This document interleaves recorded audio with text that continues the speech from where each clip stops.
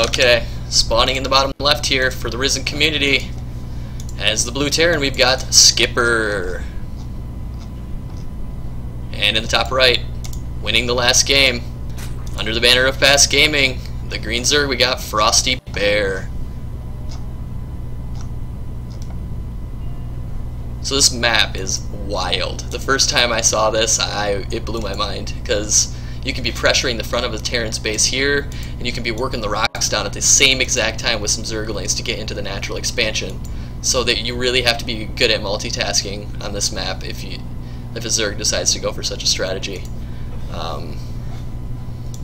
But we'll have to see what Frosty decides to do here.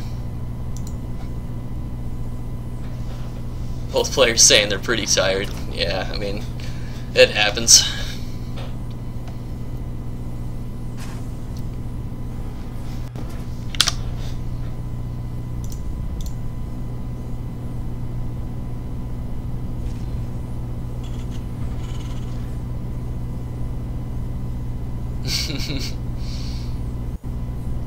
Wolfgar, are you saying that the players are BM to each other? I think they're actually friends.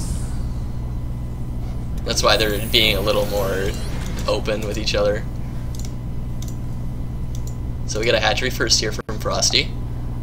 This feels really risky to me without a drone scout, because putting it on the low ground here, you are extremely susceptible to a marine bunker rush, and this choke is not very large. Like, you can get a few bunkers down in here and completely destroy a Zerg's base down here. So, oh, I got another follow, thank you. Appreciate it. Buckethead. Thank you, thank you.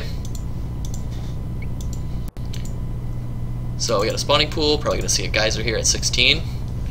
Very standard build for this matchup, or possibly 17.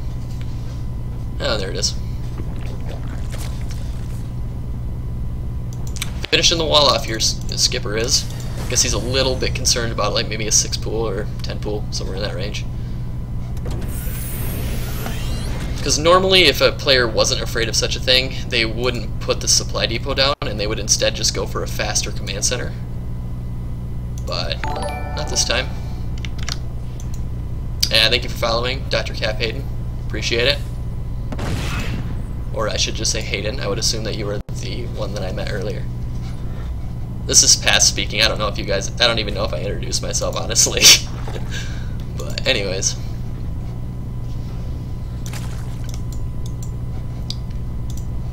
So Skipper coming over here to check to see if there's a third. He was able to see the hatchery here. Reaper just chilling. He's got nothing to do. Just chill. Oop, that is no Zergling attack there. These ones, nope. A little bit of missed micro here from Frosty and some good micro from Skipper, that's for sure.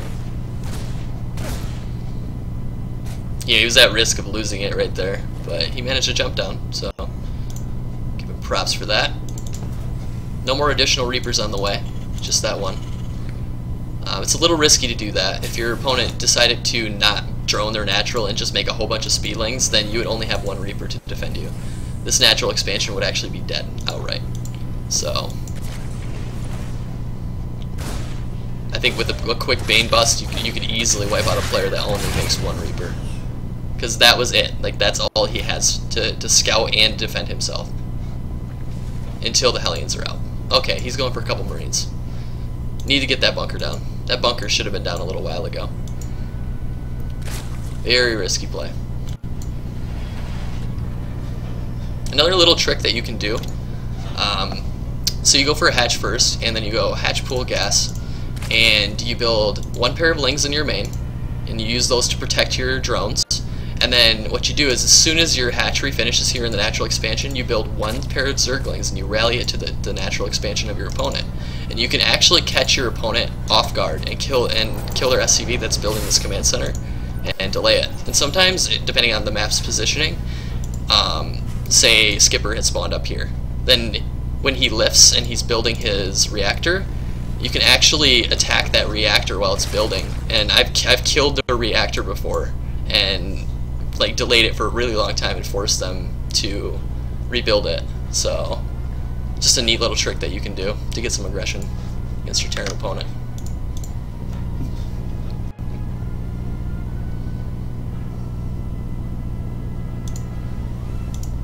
Anyways, some creep spread coming down here from Frosty. We see a macro difference here. Some Zerglings. You know, these can get roasted pretty hard by Hellions.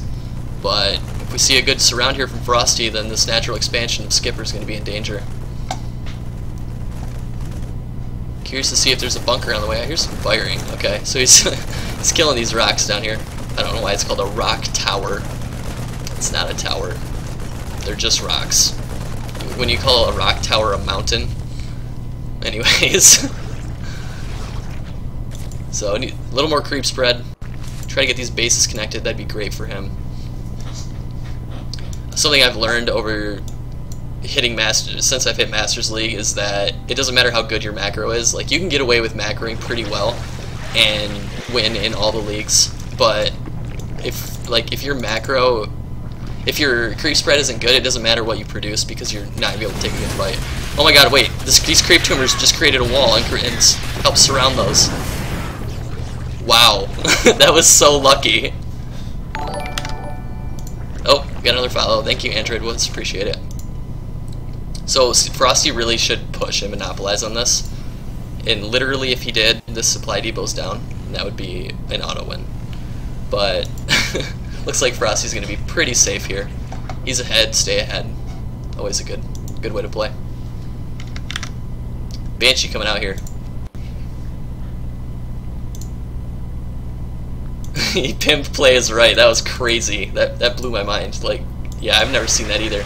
Creep tumors being a wall and like actually being useful. Like, I've made a creep tumor here on my ramp and then not been able to get a queen down, and like I thought, oh yeah, I could block Hellions or something, but actually seeing it work, like, that was pretty cool. But we got Hellbats coming over here in a drop. They're just gonna walk right into the natural expansion of Frosty. He's not ready for this at all. These lings are way out of position, so he's gonna have to pull drones immediately. Couple attacks here. These Hellbats get into the middle line. They're roasting. They're toasting. Oh god. Ooh, that was big. That was a lot of drones. 15 incinerated. These lings have no chance against this. You have to have banelings. Baneling nest on the way. This third base is... oh, a little bit of miss micro here from Skipper. If he had kept all of his Hellbats together, then he would have been fine. But as it stands right now, these Hellbats are in trouble. He could have actually gotten a kill on this hatchery if he hadn't split up his Hellbats. We got a Banshee coming in here. Do have an Overseer. We need to see more queens walk down there, because this is now being sieged and it's in danger of dying. Ling's moving over. They're looking up. They're wishing they could fight it, but not this time. Very good creep spread here, by the way. And we have Aspire that is about done. I think you might be able to hold this. You can actually micro your queen, and because I can't highlight it. But yeah, I've microed my queen before, and I think you can outrange the Banshee, similar to a War Prism. But anyway, a little bit of a move out here from Skipper. I'd like to see a little bit better map vision with like a Zerg. You always usually want to have a Zergling just sitting outside your Terran opponent's base. But I think the creep spread's going to help him in this situation. Unless he goes that way. So no Metalisk in production yet. As soon as he gets some of those out, he'll be able to deal with any of this just fine. But let's check the structures here. Where are the barracks? Are they hiding? They're hiding. Okay, so we got 3 barracks, a few more on the way. So he'll be able to start producing, I don't know, like 10 to 16 Marines at a time. Somewhere in there. That's when it starts to get a little scary for Zerg. Especially when there is an upgrade difference, like we see here. So we got a little attack here, and some going into the third base.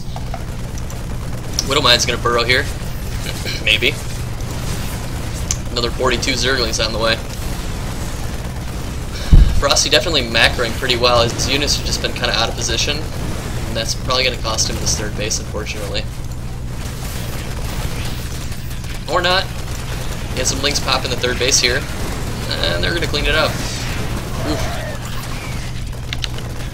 15 workers have been killed. Not an unwinnable position for Frosty by any means.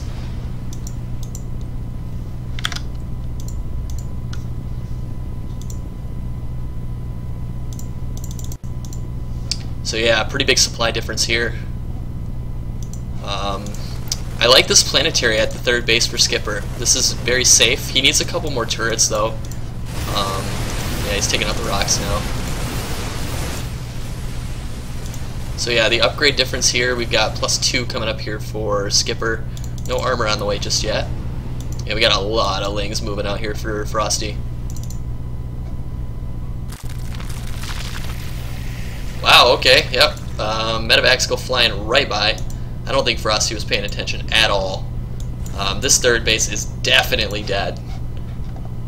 Frosty's upgrades might even be at risk, but we'll see. Yeah, we got what looks like a base race scenario. Widowmine goes off. Ooh, that was about 20 Zerglings, rather. If these Banelings go down to a Widowmine, though, he won't be able to push it anymore, so he's got to be pretty careful. No more Widowmines in production, though. Like I said, third base definitely going down here. He needs to pull these Zerglings back. See, if he had a Widowmine here at the top of this ramp, that would have been huge. Massive connection on those SCVs. Going for the refinery for some reason, instead of the siege tank, which is doing amazing damage. I think he's a little concerned about his main base right now. He's not really paying much attention over here. But, I mean, yeah, some pretty good damage here. Check the units lost. 48 workers have been killed by Frostybear. We got a drop here in the main base. This is going to do nothing. Losing some Banelings to Marauders, that's not what you want. But Frosty's still in a very good position here. Him taking this base down here was really good. This creep spread really allowed him to do that as well. But we need to see some mutas out of him. This is why you get mutas, because these medevacs can be so annoying. Another command center.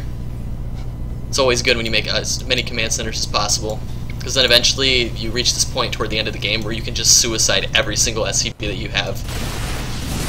But anyway, missed a little bit of a drop here. His third base getting siege. He cannot lose this or he's going to lose the game. So, or more than likely lose the game. This base is extremely important to his economy. 14 Mutalisk on the way. We needed to make those a little sooner, but they're popping out now. Medevacs go down. Ooh, brutal. That last medevac there really got slaughtered.